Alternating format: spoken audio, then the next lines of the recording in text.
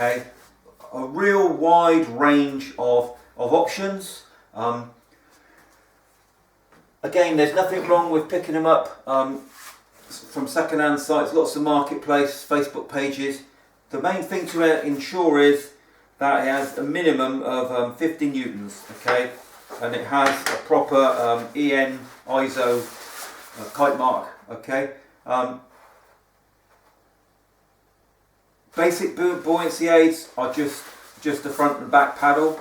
The idea of that is it's going to support you in the water, okay, and as long as it's 50 newtons it will support you because you're not heavier than the flotation effect of this, okay. So if you do buy second hand or whatever, just ensure that it is in good nick, not the buckles are safe, the straps. This is another option, slightly more up the market, probably suitable for recreational river paddling and sea paddling. Handy little pouch on the back for putting a waterproof bladder in for a drinking tube. A couple of nice pockets for storing your chocolate bars, okay. And as with nearly every buoyancy aid on the market, you will have, if I can find it, you'll have a whistle, okay, for attracting attention. The fundamental thing about all these buoyancy aids is they're absolutely no good to you if they don't fit, okay. So the fundamental thing you have to do is make sure that it fits properly. Alright, it's a good idea to buddy up with someone. When it's not a good idea to go for a paddle on your own. You should always be with at least one or two other people. So when you're putting your kit on, make sure that you've got all the straps adjusted and you've done the zips up, and then get your mate just to grab hold of here. Because of the effect of the flotation, if you fell in the water, it's going to rise. Now if it isn't nice and tight, it's going to just do that, okay, and it's not a lot of good up there, okay. So when you put it on, make sure that you do all your straps up at the sides to ensure that it won't float up, and then it will actually not become a hindrance, it will be a help to you, okay. And as you say, I can't find that buckle now, so if you get a mate to do it up for you, make sure it's nice and tight. These are pretty good actually, really nice and padded, gives you a bit of protection if you were doing a bit of kayak surfing, so if someone was to paddle into you, and also I think these would generate quite a bit of heat in there, keep you nice and warm, okay. Now the thing is, when you first start off, you probably don't know which direction you're going to go in. You may decide that you want to do expeditions and multi-day trips, and then you'll be looking at something like this, okay. The problem or the tendency with a buoyancy aid that has got 101 pockets in it is to fill them, okay. Now if you fill it with too much junk, it's going to become incredibly heavy, alright. So I'll be honest, I've been thinking over the last 6 months about what I carry, and I have rationalised quite a bit of what I do. So this is an excellent buoyancy aid, okay, but I would use this for leading a group, maybe multi-day trips, crossings to London, a trip where I would possibly want to carry more equipment, as opposed to if I'm parking and playing. So I'm going to park up, paddle a mile or two, go to a tide race, just working on some skills. I'm probably going to have more like this, quite comfortable, less capacity, but I'll just carry the important things. So let's just have a quick chat about what have I got. Well, again, I've got my whistle. If I need to attract the group's attention, if you're going down the leadership route, really effective. If I need to attract Joe Public because there's an incident, might not be anything to do with you. Most of the times I've been involved with helping Joe Public out, they've not been anything to do with me. I just happened to be paddling along the coastline and they've got cut off with the tide because it was a nice day and they went for a picnic and they didn't understand the tide was coming in, okay. So very, very good form of communication. So a couple of carabiners, very useful when it comes to doing rescues. when you start doing rescue training, you'll learn how to use these. Okay. So I'm also carrying a VHF. All right, in a waterproof case.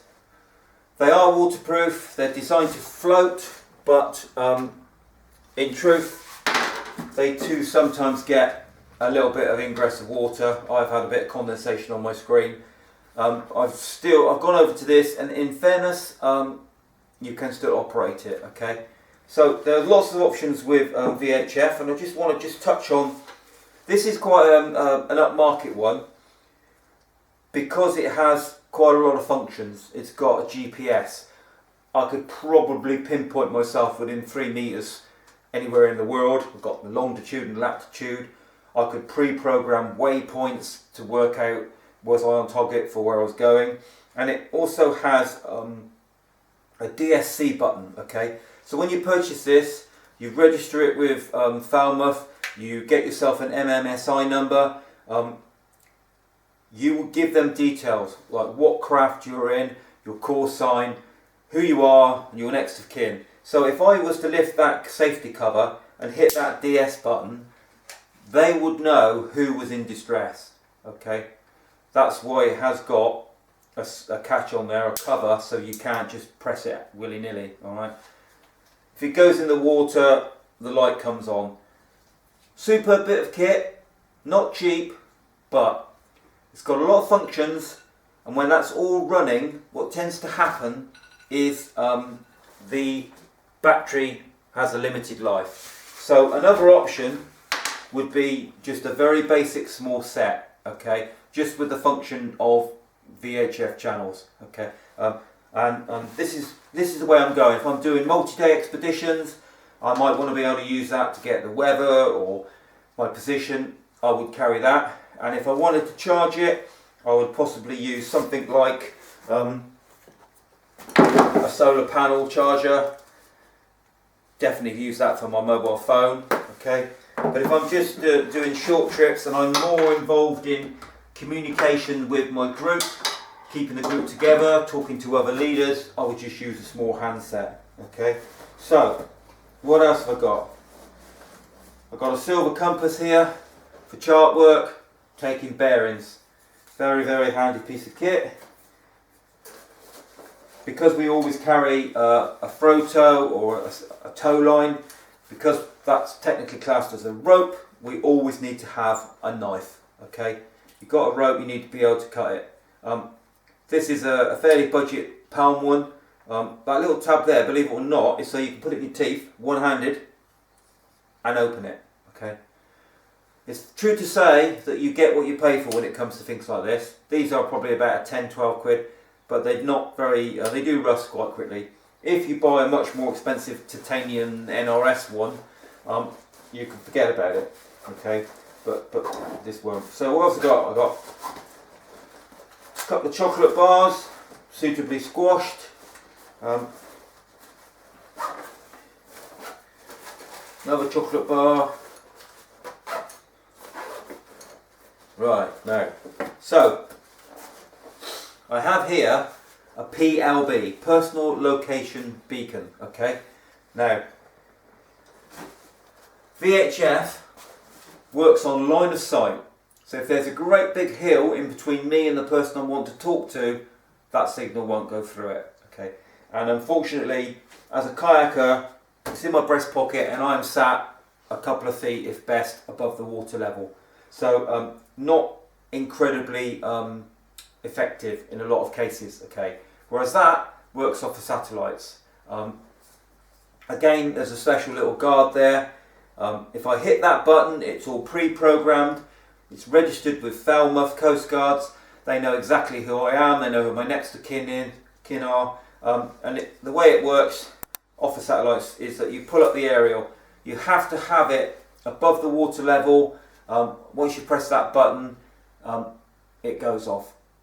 I don't think they'd be very impressed with too many false alarms. So like a lot of things, you need to make sure that you don't let people mess around with them. And a little bit of general maintenance, just checking that because it's going to be immersed in the water, just checking that it's regularly dried, maybe just put a little bit of WD on that area or things like that. That is very unfortunate. Now the very key point about this is that is no good in the boat if you capsize and you take a swim, very, very windy day, you get parted from your boat, your buoyancy aid's keeping you afloat, but it's no good you being able, if you can't get hold of that, you can't send the alarm. Okay, so this is somewhere where I can get it, and it is tethered, so I cannot lose it. All right, so you have to ask yourself the question when you start talking about placing stuff in your boat or on your person. Is it something I need to be able to get at all times? Is it something that I need to be able to grab quickly? If it's my sandwiches, can I wait till I've beached on the beach and grab it from my back hatch?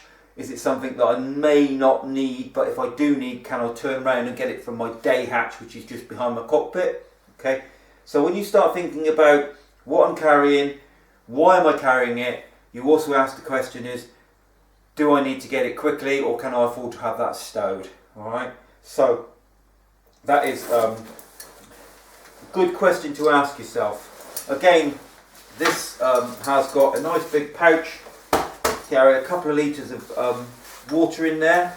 The only thing I would say, obviously if you just leave it in there and chuck it in the garage, two things. If you've been out paddling, you need to be mindful of the fact that salt is very corrosive. I've just had a couple of these carabiners completely seize up. You need to rinse it in fresh water and you need to maintain your zips quite regularly. Spraying some silicone based lubricant, dry lubricant on there quite regularly just to keep it in tip-top condition. In regard to the bladder, if you don't think you're going to be using it that regularly, a good tip is to take it out, empty it of water, rinse it out and put it in your freezer. Okay, if you put it in your freezer, that will completely kill all of the bacteria and bugs.